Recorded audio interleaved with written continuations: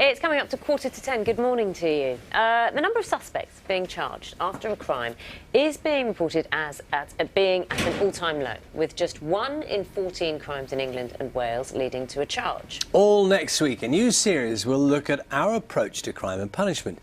Two lawyers with strongly opposing views will speak to victims, former criminals and those on the front line to make a case about what's the best way forward. Let's have a look. My name is Chris Dorr, QC, and I'm a barrister who defends those accused of committing serious crime. And I'm Nayyars, a solicitor who represents victims of crime. Chris and I both have very different views on how to solve this crisis. The criminal justice system needs to get tough, and it needs to get tough fast. I, on the other hand, think Aisha has got it all wrong. The get tough on crime approach to criminal justice is a myth. It doesn't work. We're doing that now. What we need is different answers. I'm going to show you what they are. In this series, we will both be trying to convince you which of us has the stronger case. By hearing from the victims. I'm still struggling daily, I'm still going to hospital, whereas he's done his time and expects a normal life.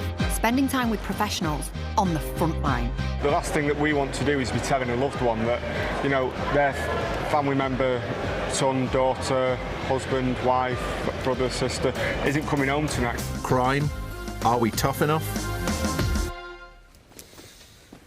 Well, lawyers Chris Dorr and Aisha now, who we saw in that clip, are with us now. Good morning to you both. Morning. And I was just saying, I've seen the first episode, and basically, so you two are coming from, I think it's fair to say, polar opposite views? That's absolutely right. Polar opposite views. You, a former defender, defence barrister. Still I apologise. Don't sack me. No. And you coming from the other side, taking a look, you've got, I think that your issue is a lot to do with sentences not being tough enough, and the punishment not fitting the crime, and you're trying to come to some sort of conclusion, and then you've got a people's jury at the end, and you'll present your cases. Well, we're fighting out for the whole week, and you know, we didn't know each other before this, but we absolutely came from completely opposite sides of the argument. You know, I'm arguing that we should be doing things like closing prisons and doing completely different radical things, and Aisha comes at the exact opposite, that we should be having more people in prison for longer. So you take the opposites, and what I hope we've done is given a really good inside view for the public to see what goes on in criminal justice. Prisons, police, on the streets, in courts. We're actually filming inside a Crown Court, which is really unusual. So hopefully people will actually watch and get a really good inside view, because I don't think most people of the public knows what really goes on in the criminal courts. Demystifying is quite an important thing, isn't it? Because therein lies some of the problems. Do you want to just pick up on that notion? There is not a day goes by where someone is not sentenced for something and there is an outcry. Why are they not being sent to prison for longer? Why will they be out in 8 years, 10 years? Pick a number. There is not a day that goes by that, if you like, emotional response to something doesn't happen. But Chris is, you know, and other people make the case, that's an emotional argument. It's not about the reality. Well, I'll tell you what the reality is. The reality is that sentences in this country aren't long enough. And I come to the programme with that view. I come to the programme with 3 main points to my argument. First of all, sentences aren't long enough. And we've seen recent statistics, 1 in 14 crimes reported to police results in a charge. And that, to me, says 93% of crimes reported, criminals are getting away with it. There's no better time than now to be a criminal. Tougher sentences. What's straightforward and everybody has to accept is if you lock a violent person up, then you are taking chaos off our streets. Once they are locked up, we have to have prisons that work. At the moment, we've got a 70% reoffending rate in our prisons, and what that says to me is they're not working.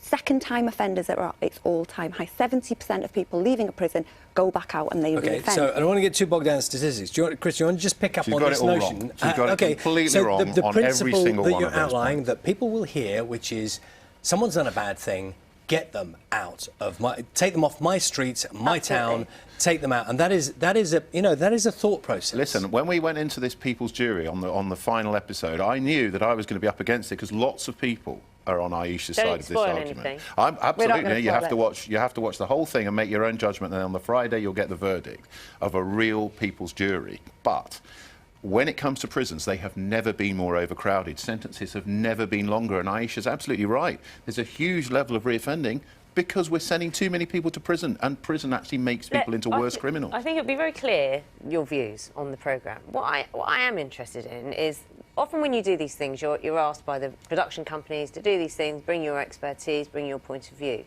Have you learnt anything? Well, these were absolutely our views at the start. We started. Has anything changed? Well, you'll have to watch the programme to see, but throughout we are challenged. It was a journey for both of us. So I started with very, very strong views. Yeah. And you'll have to watch and see where I softened in my approach, because my approach certainly at the start was... I imagine you didn't expect to happen. I didn't expect to happen. I mean, Chris will quite openly say he has never sat down with victims' families. No, I was massively before. impacted. I met 2 families who'd lost their sons to knife murder.